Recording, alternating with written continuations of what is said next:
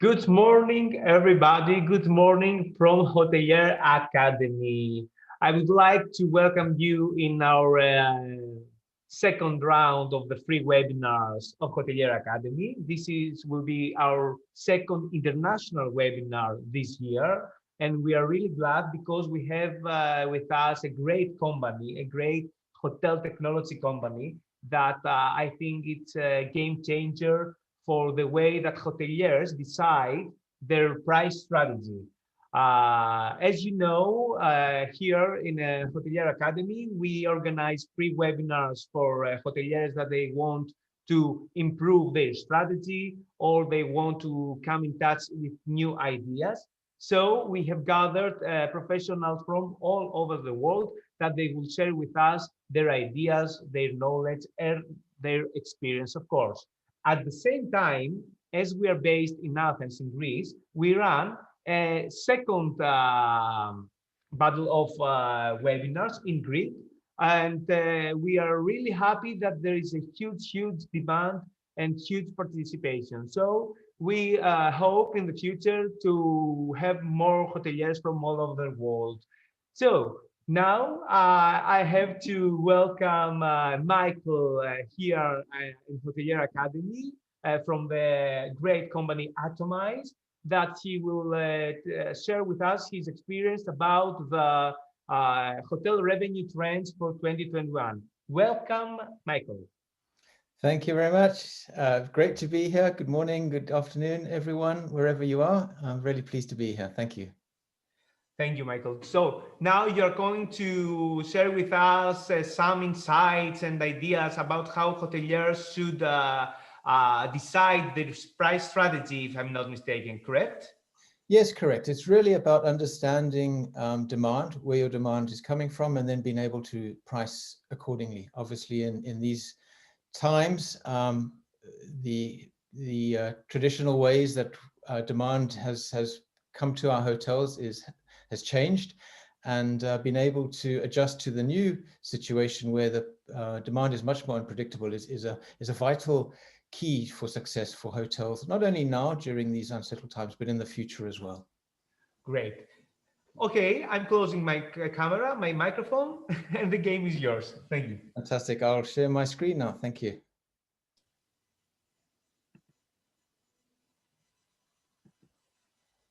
Okay. I believe you should all see my screen. Is that correct? Yes, correct. Fantastic. All right. Good. Well, as said, my name is Michael McCartan. I work for a company called Atomize. I have 20 years experience in hotel technology.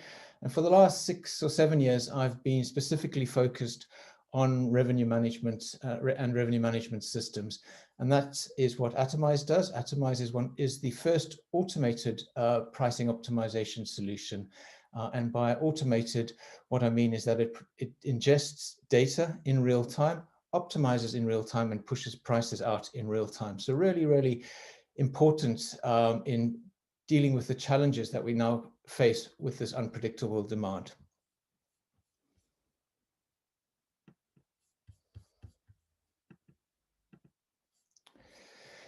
The pandemic and the associated lockdowns and travel restrictions have illustrated that any system or process that relies entirely on historical data will be suboptimal in forecasting demand. However, contrary to prevailing thinking, this has always been the case. Long before the COVID crisis, long before we even knew about COVID and what the impacts of the COVID would be, the COVID situation has just put a spotlight onto the problem. This is best illustrated by our friend Ed Sheeran.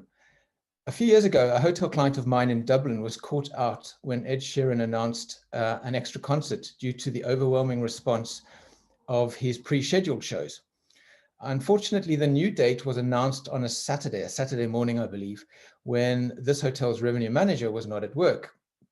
It was also scheduled to take place on a Sunday. I think the other two concerts were a Friday and a Saturday, so he added on a Sunday. And a Sunday was a historically low demand night for the concert. The result of this was that the hotel, like most hotels in Dublin, sold out in less than an hour at a rate far below what the market was willing to pay. Because the hotel had set their Sunday rates really low, this hotel for that particular Sunday was less than 50 euros, and they sold out at an ADR well below 50 euros. Some of their competitors, however, who had fortuitously detected the surge, maybe they'd been at work or had been keeping an eye on things, were able to achieve rates in excess of 200 euro. So, it's clear that if this hotel had been ingesting and processing real-time demand data, in other words, detecting demand as it was happening in the marketplace and then optimizing their prices in real time, it would have been able to capitalize on this demand, pushed its prices up automatically in response to that demand, and they would have achieved an ADR of greater than 200 euros, like some of the hotels in Dublin at the time.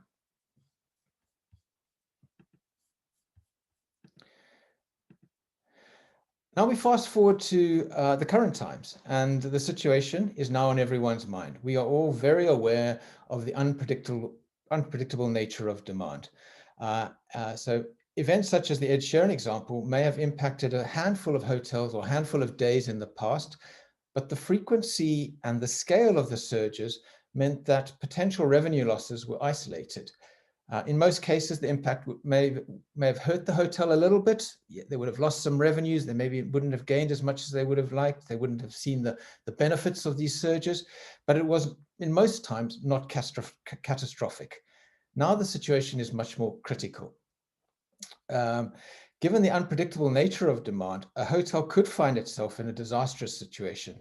This can be illustrated by the huge surge of bookings that followed the announcement by the British Prime Minister that hotels can fully open in mid-May. As we can see in this quote, and this is a quote from a company that has holiday homes in Britain. During the peak last year, they were seeing a booking, one booking per every 11 seconds. And now, when Boris Johnson announced the lifting of restrictions this time, the bookings were even faster than that. So, hotels in tourist hotspots were sold out, such as these, were sold out in not just one night at a time or 2 nights at a time, but whole weeks in matters of seconds. So any hotel that had not anticipated or underestimated the scale of demand would have no doubt found themselves booked out at a very low rate across weeks, possibly whole seasons. And that, as I said, would be potentially dangerous and damaging for a hotel.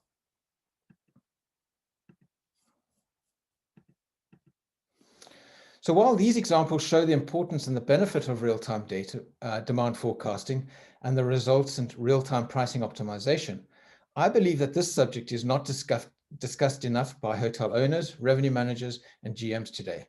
I firmly believe that the best optimization will win the end game, now and in the future. The world happens in real time. Hence, we must all strive to do everything in real time.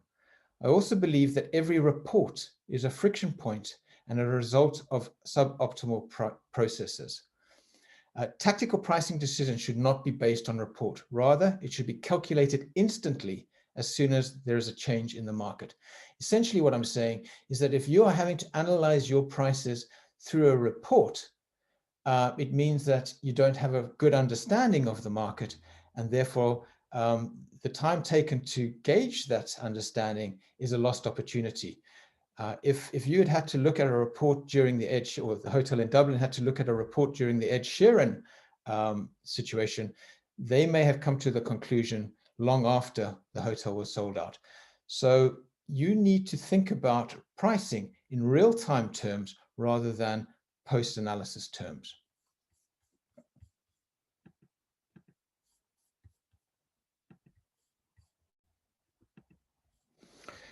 Relying on historical data is like driving a car with the windscreen blacked out, and then just using that rear view mirror to navigate the road ahead.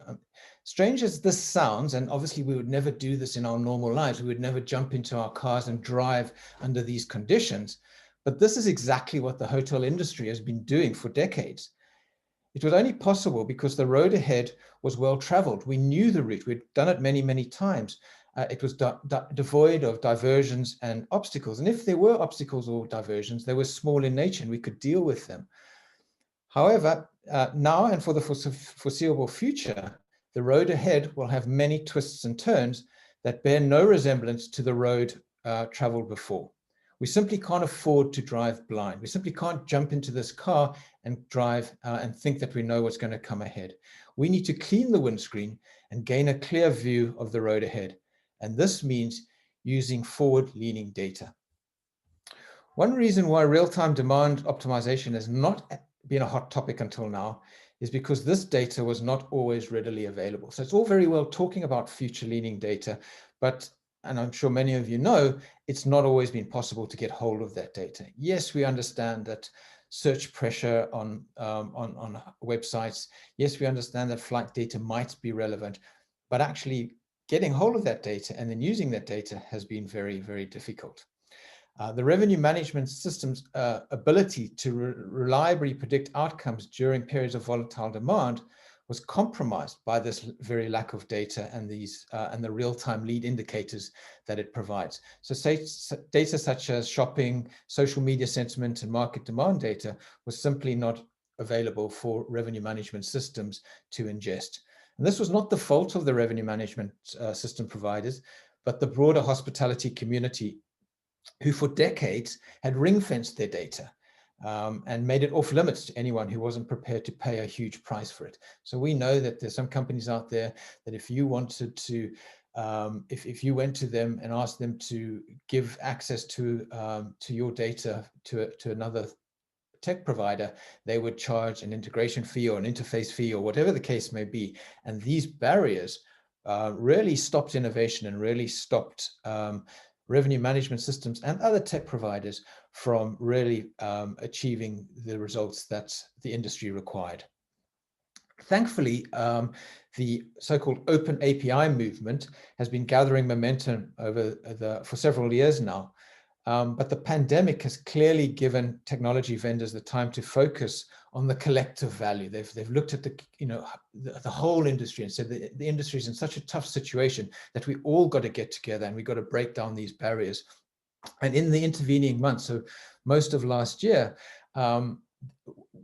we seem to have reached a tipping point where the free exchange of data for the benefit of hotels has now become the norm. So technology vendors are much willing to share data with each other, and that means that we can now break this deadlock that has prevented hotels getting access and using forward-looking data that is required to clean the windscreen.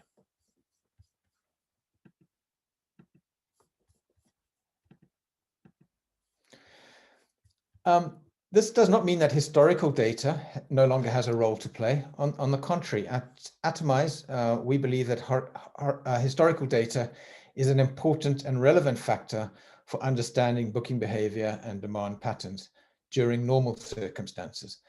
The historical data we look at is reservations, cancellations, rates, and booking trends.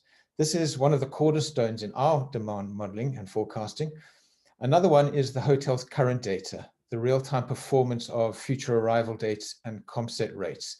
So we're looking at things like pickup and the pace of pickup, which is more relevant or reliable during these turbulent times, but only gives you a snapshot of the current situation. So a combination of history and a combination of on the books helps you so much. It gets you closer to where you need to be, and particularly on the books and the pace data gives vital signals to future demand.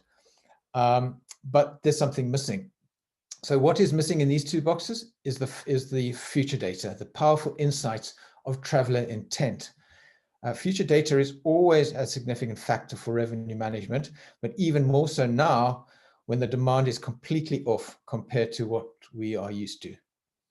By being able to capture this recovering data before it shows on your books, we'll for sure be able to provide you with more proactive tools and allow you to stay ahead of the competition. And Atomize is ingesting this future data to do just that. It allows you to allows us to detect these intent signals and compare those to the on-the-books data and the historical data and provide much better insights into actually what's happening in the market.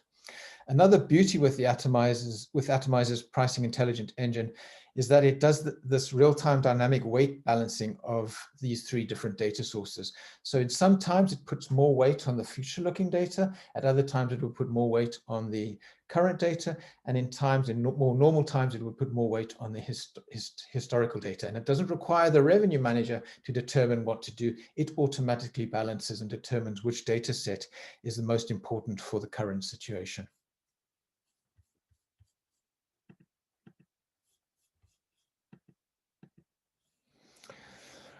So what we're starting to see now is because of these breakdown in silos, or these walls that sort of prevented data being shared, is new data partnerships, such as the one that we announced with OTA Insights. And I believe that these partnerships will elevate revenue management to levels previously only spoken about. Traveler intent is what we gain from our partnership with OTA Insights. OTA Insights gains this traveler intent by merging flight arrival data, OTA search pressure data, Airbnb data, and various other sources, and they create data or demand heat maps down to a 250 by 250 square meter area, I believe, and detect changes in demand in those marketplaces. And this demand data is processed together with the other data sources that we mentioned earlier, the historical and the future booking data, to identify dates with high future demand, high future revenue opportunities. So it allows us to detect surges in demand and market anomalies, and allows our customers to stay ahead of their competition. If you go back to the Ed Sheeran example, if any of those hotels had these intent insights, they would have detected that people were starting to shop for that Sunday night before the bookings came through. You know, I think what would have happened is the first thing they would have done is try to secure their ticket for that concert. Once they secured their ticket, they would then try and find availability at the hotels. So before the bookings were actually made, there would have been an increased activity of shopping, for example, on the hotel's websites and on OTA websites, which would have been a forward-leaning intent signal that there's in this case, a tsunami of demand about to hit. And the system would have detected that and proactively changed the prices according to the anticipated demand.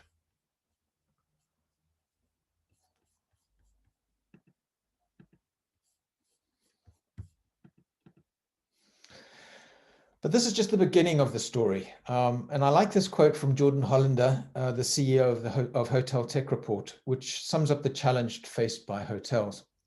And Jordan says, revenue managers need only to look at the stock market, at how the stock market has evolved, to see where their trade is moving. Stock traders have everything to lose, which leads to massive investments in real-time trading. Tenths of a second can literally mean billions of dollars for hedge funds. While hotels don't see losses at this scale, the concept and the importance of real-time pricing is exactly the same. So this is I think encapsulates the direction of travel for the hotel industry.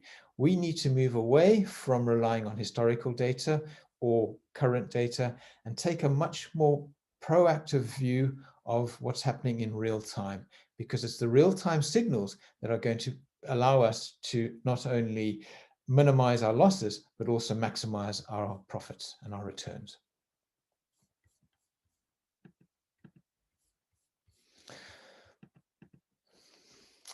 In spite of comments like the one that Jordan made, most hotels are still using semi-automated or even manual methods to price their rooms. As we saw with the Ed Sheeran and Boris Johnson examples, substantial gains can be made if you're able to detect changes in the market as they happen and optimize your prices in direct response to these changes. So why are people still not using real-time optimization? I believe it's because people don't fully understand or don't fully realize or comprehend the scale of the challenge that they have to tackle, or that they're tackling every day, in pricing rooms manually or semi-automated. So I'm going to attempt to put this into context for you via a simple illustration.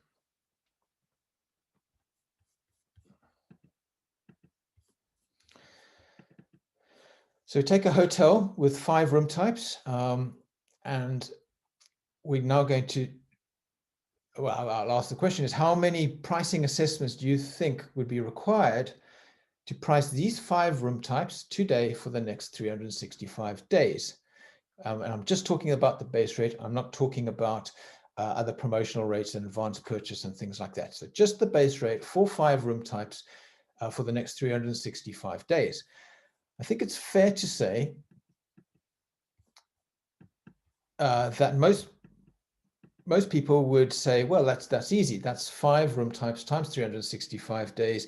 Maybe by changing the rate 1 or 2 times a day, that'll give me the answer. But what's incorrect about that response is we're not talking about price adjustments. We're not talking about the number of times you have to change your price for the next 365 days for these 5 room types, but rather the price assessments. How many times do you have to assess your price for the next 365 days? That's the key difference, and the fact that is often missed, I believe. As the world happens in real time, the optimal approach would be to assess prices every second of every day to detect and respond to subtle changes in the market. And I'm talking about subtle changes here. Obviously, the Ed Sheeran and the Boris Johnson examples were extreme cases, but there are also subtle changes where just a small change in demand should be detected and change the price accordingly.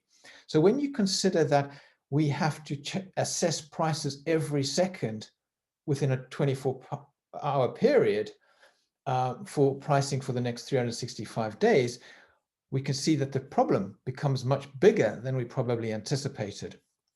And I'll put that out there for you. Oops, that's the wrong slide. Let me just go back. Oh, I seem to have missed a slide. But anyway, the answer is it's 157 million.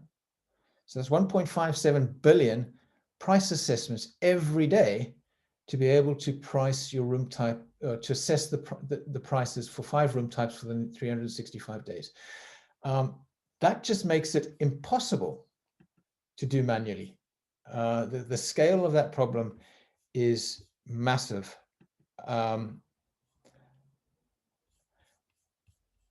it doesn't stop there. Sorry, I'm jumping around a bit here.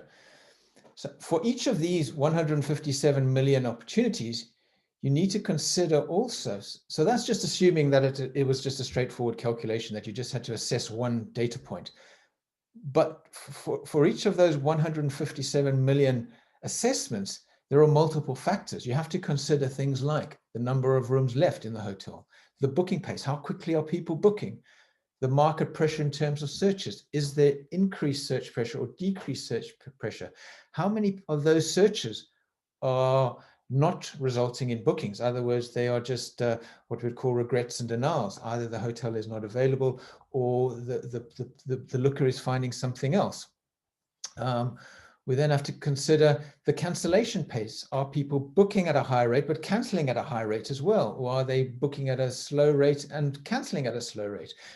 We need to consider the competitors' pricing. We also need to understand how the price of one room affects another room. If I increase the price of my standard room, does that increase the demand for my superior rooms or vice versa? There's an interdependence between room types. And of course, how does the price on one day affect the price on another day? So 157 billion price assessments in a 24-hour period with all of these conditions that need to be factored in makes this almost, well, not almost, it makes it entirely impossible for people to do manually. It's quite frankly, it says that it's simply not possible to do manually. And that is why it's so important that as an industry, we move from manual or semi-automated price optimization to real-time price optimization. But what is real-time price optimization? there are really three components. Oops, there we are. Jumping around here again. The first component is data import, and I've spoken a little bit about this when we spoke about ingesting forward-looking data, such as the data provided by OT Insight. But getting good, clean data is vital to being able to do real-time price assessments. I like to think of data as the oxygen that feeds the machine.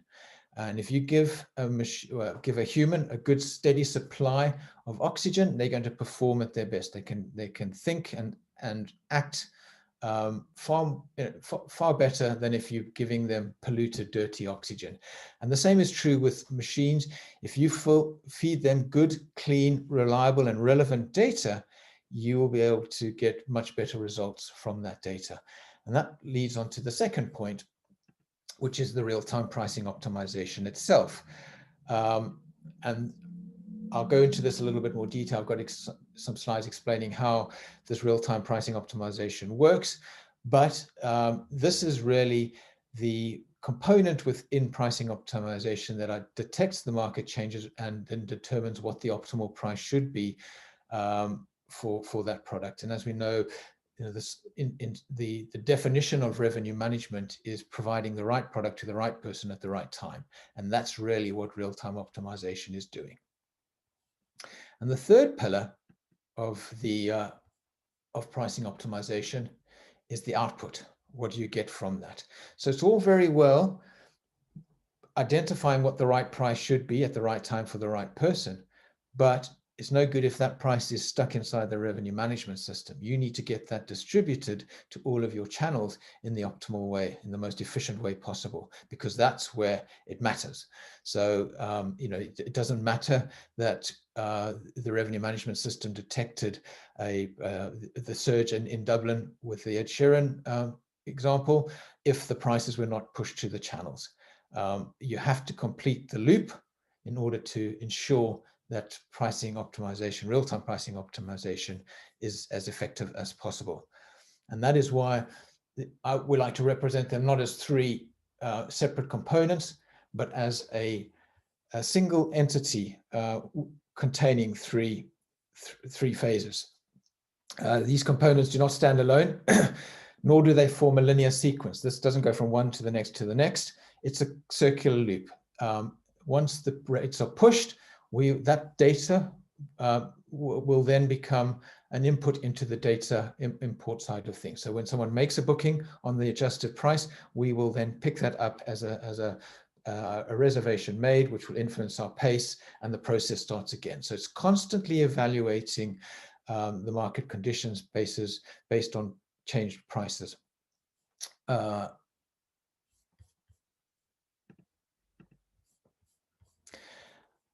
And we spoke a little bit about how reporting is a friction point in the process of real-time optimization. And I like this quotation from Atomizer's CEO, Alexander Edstrom, because it really does highlight the importance of that continuous circular process. He says, with today's power of AI and machine learning, every minute a hotel needs to spend on analyzing a report prior to setting the correct price is to be considered a failure. It's a friction point. Now, we're not saying that reporting is bad. What we are saying is that reporting for tactical decision-making is bad.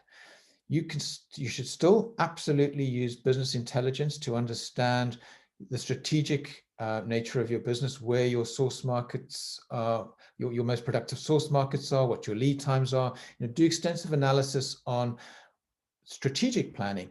But when it comes to tactical pricing, you can't afford to spend time analyzing whether it should be 130 euro or 133 euro. The opportunity is lost, and you may be at a disadvantage. So now I'm going to go into a little bit more technical information. This screen is probably familiar to you, and I've just put it up there just to provide a little bit of context about how the pricing optimization works. But we're really taking data from various sources. We're taking reservation, cancellation, inventory, and pricing data from the PMS. And this is very typical of revenue management systems around the world. We also take web shopping information from hotels' websites so we can understand search pressure. We're taking in ComSet data from OTA Insights and the other rate shopping providers out there that provide that similar sort of data. And this all feeds, this is all the oxygen that feeds into the pricing optimization engine. The engine will then establish what simulate run some models to simulate the demand, come up with the correct price, and then push those price recommendations back to the PMS, which then distributes them through the channels to the websites and the OTAs again. So that's a fairly common loop for pricing optimization. I'll just expand a little bit on this to illustrate what we're doing and how at Atomize, and dig into these little components a bit further.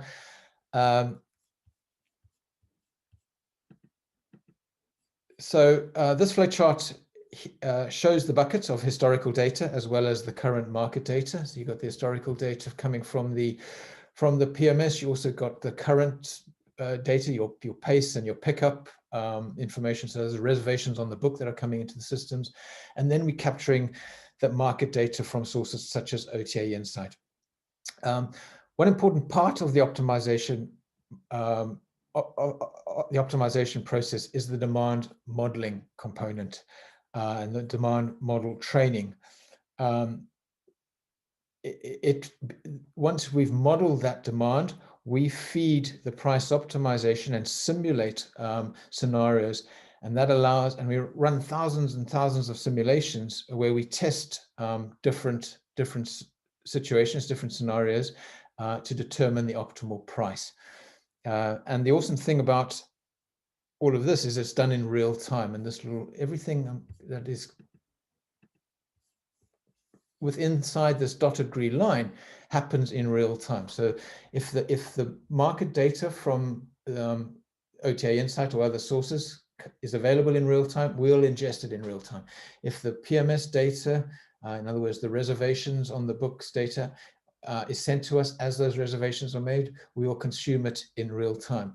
We will then run demand simulations on that information. We'll optimize the price. When we're always optimizing for revenue, we're looking for the biggest revenue opportunity. All of those simulations are done in real time, and we test different price points in real time to determine the optimal point. So that little green dot on this revenue curve. So that will say that at a particular price, based on the demand models that we've run, we can calculate that this is the optimal price, and we will push it back down to the PMS.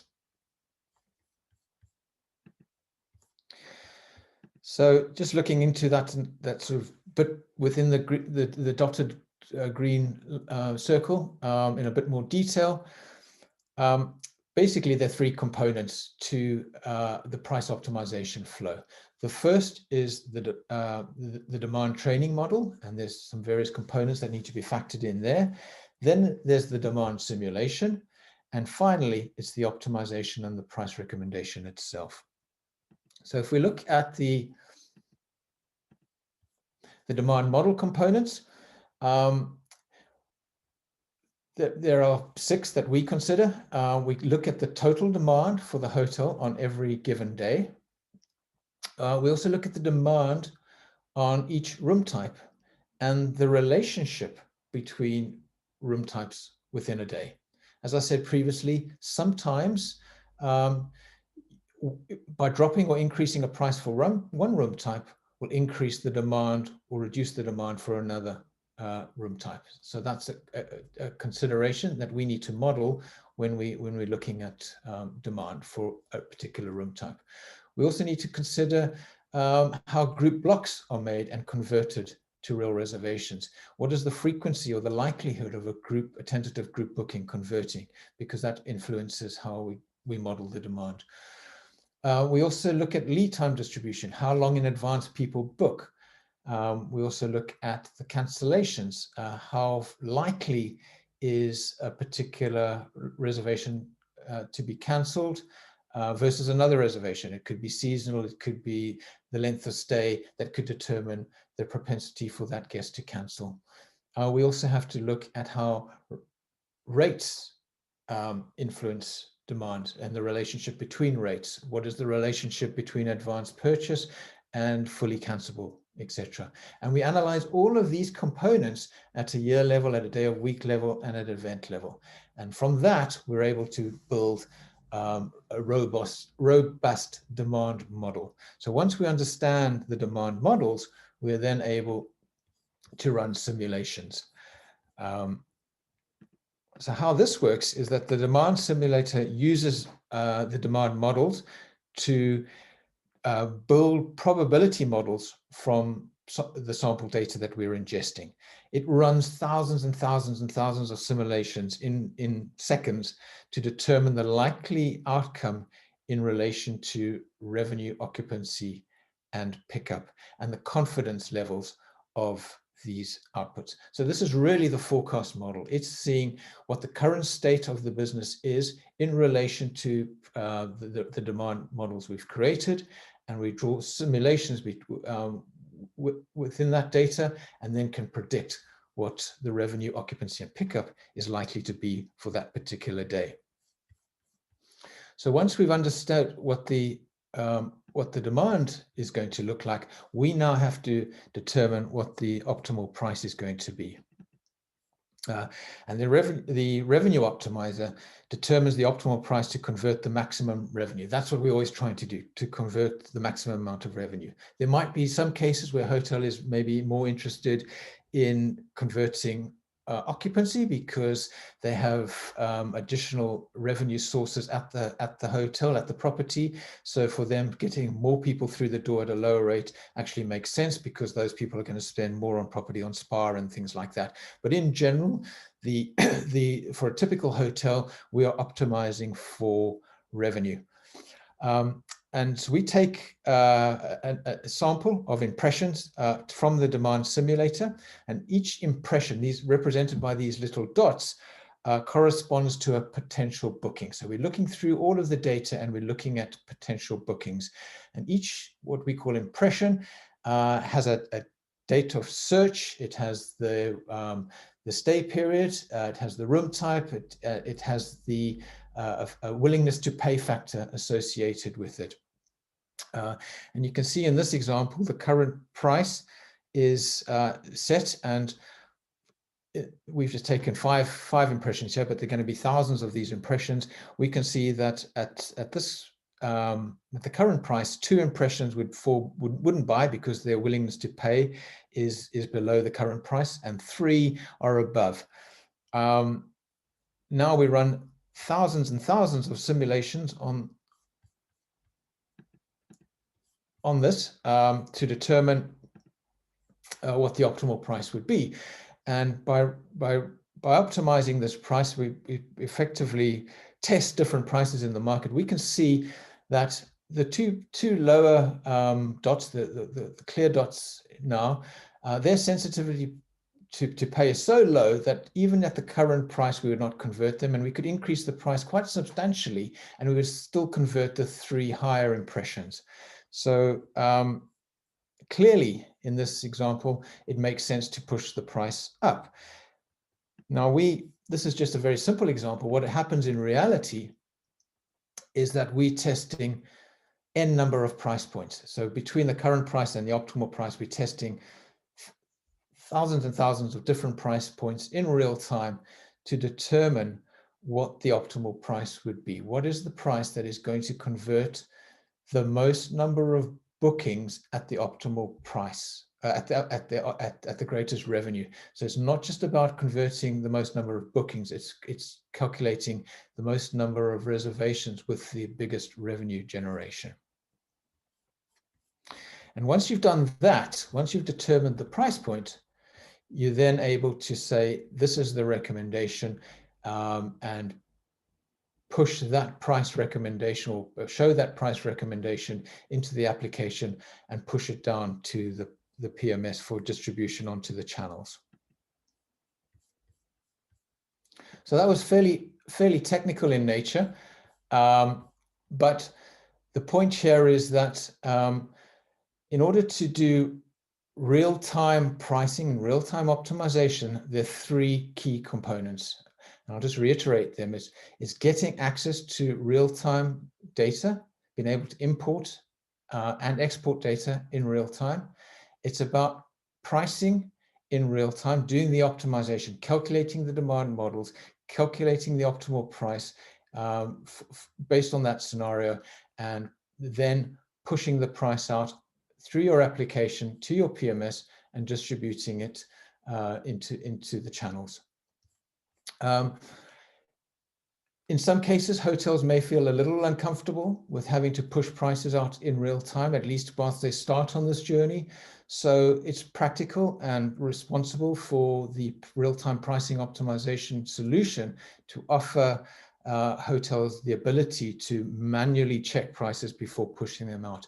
And that's typically what happens with our customers. When they first start on the journey, they assess the price recommendations manually, and it's in a very intuitive way. We identify where the biggest revenue opportunities are and what the price changes are be. So it really has a very clear call to action, but they feel comfortable doing that manual step, that manual check before pushing them out. But invariably, because of the sophistication and the quality of the recommendations, they in most cases migrate to a full autopilot solution where the prices are pushed out in real time to the channels, making sure that they are never at risk of missing out opportunities. As I said, it doesn't just have to be about missing or capturing big surges in demand or declines in demand, but subtle changes as well. Because when you add up all of the subtle changes over 365 days, and indeed within the days,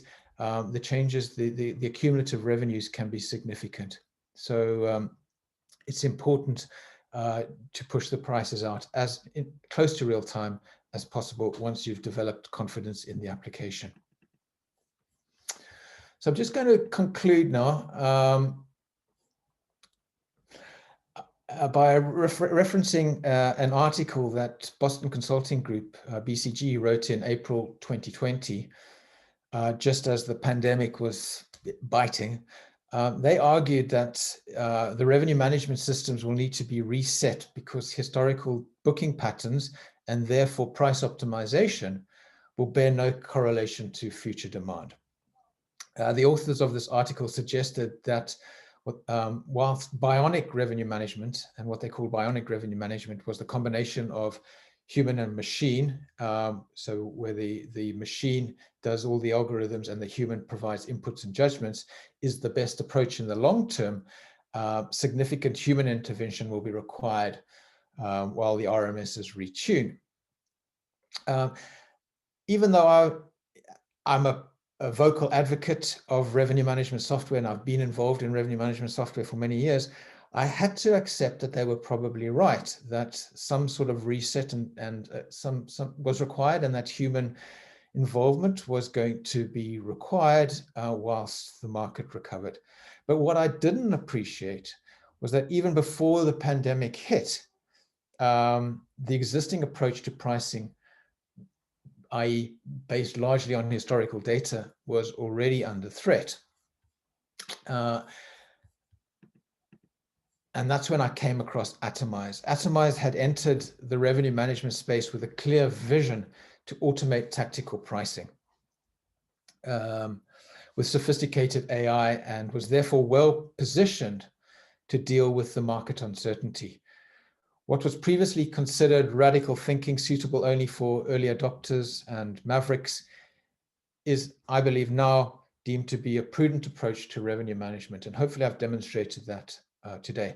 But it's prudent not only to support your recovery as the market gets back to normal in some shape or form, but also beyond that. Even when things are back to normal, the advantages of real-time optimization and real-time pricing are huge.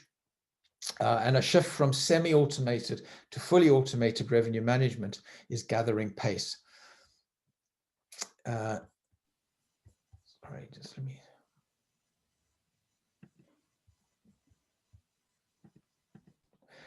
So instead of trying and failing to understand the intricate connections between demand, price, and customers' willingness to pay, revenue managers can now confidently leave tactical pricing to automated AI and focus instead on the strategic revenue management. As I said, I'm not in any way saying that strategic revenue management needs to change. In fact, there should be greater focus on that. And there's some fabulous tools, business intelligence tools, that allow you to develop or manage your strategic revenue management. But what I am saying is that tactical pricing, tactical revenue management is now a reality through automated AI.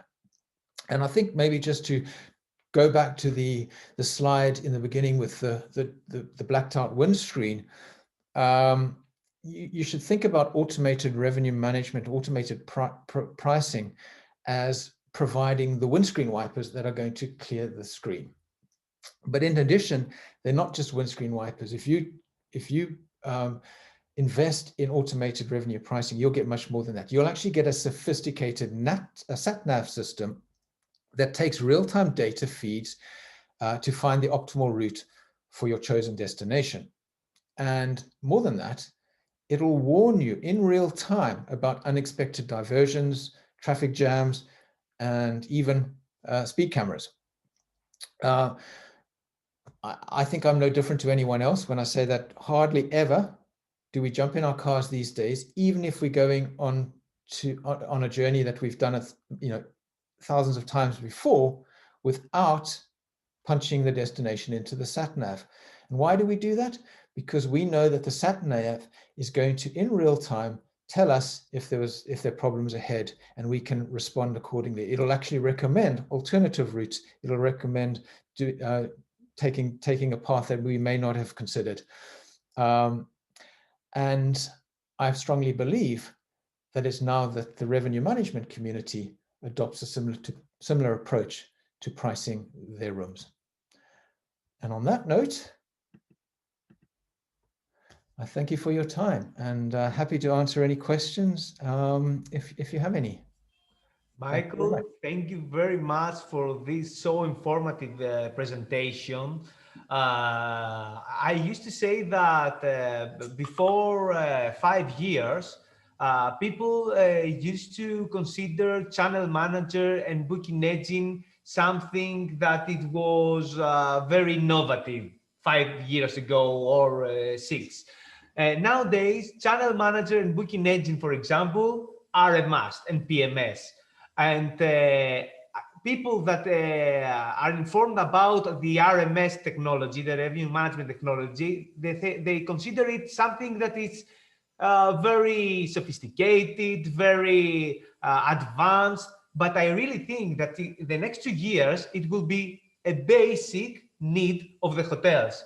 This is what I explained to our hoteliers, that don't consider RMS something superficial. It's something that hotels will need the next years in their daily routine.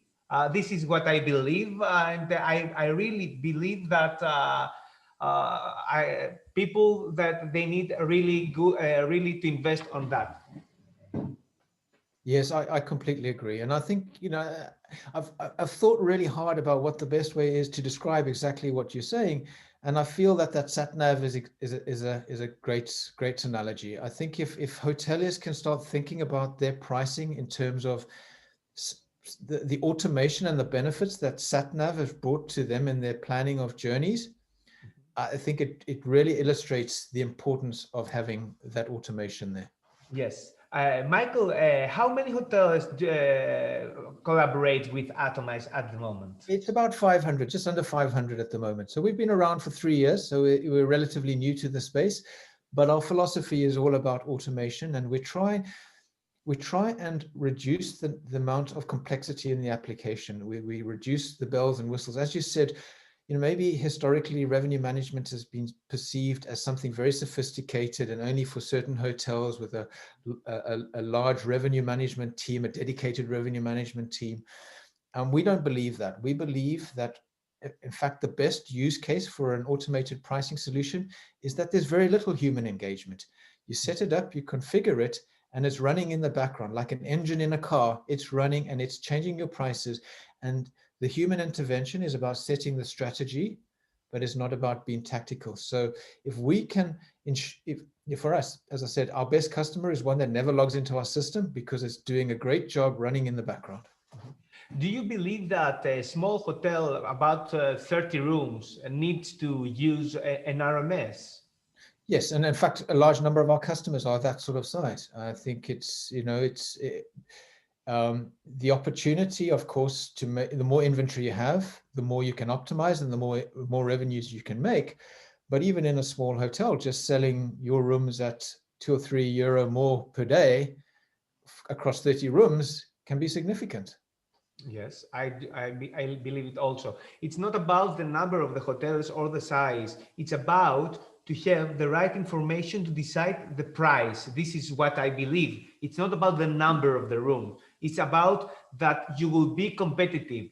There are many cases that the RMS suggests a reduction of the price to get more profit, more revenue. And this is not so easy to make all these forecasts alone without having technology. Okay, humans, we are clever, but there are so many information we have to analyze so as to take the decision of the price. And especially for the city hotels, is more than necessary to have an RMS that will help you to understand what price to use. If I'm not mistaken, Atomize has also a special feature that you can make the changes of the price automatically, if I'm not mistaken. Yes, correct, absolutely. So it does it automatically, and it does it at room type level. So it's not just pushing a base rate and then having the PMS derive the room, the other room types off that. It's actually calculating, let's say the hotel has a standard room and a deluxe room and a suite. It's actually looking at the demand for each of those products and yielding them independently. So typically maybe a hotel would have a €100 differential, fixed differential between the standard room and the suite. Actually, in certain cases, we'll see high demand for the standard room and no demand for the suite. So that €100 differential is too much. So we would push the price for the standard room up and we would drop the price for the suite. So maybe the differential then becomes €50. And then that's encouraging people, rather than to book the standard room and then have the hotel do free upgrades on arrival, actually get them to spend €50 more and book the higher category room. So it actually becomes a much better, more revenue generating concept for the hotel without really doing any human intervention. Oh, perfect. So the conclusion is that RMS is a technology that hotels will use in the future. It's really necessary.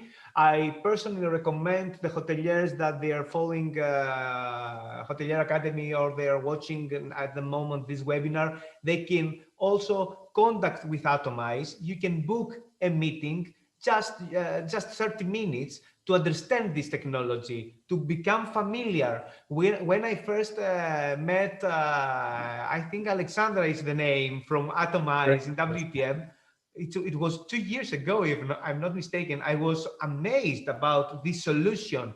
No matter if I use it now in any of my projects or not, it's good to have the information. So contact with Atomize, book an online meeting, get informed about technology that will help you to solve your problems with the price strategy. Michael, thank you very much. I wish to welcome you in the next year with more data and more ideas. I'm sure that the technology is developing day by day, so you will have new features to explain to us.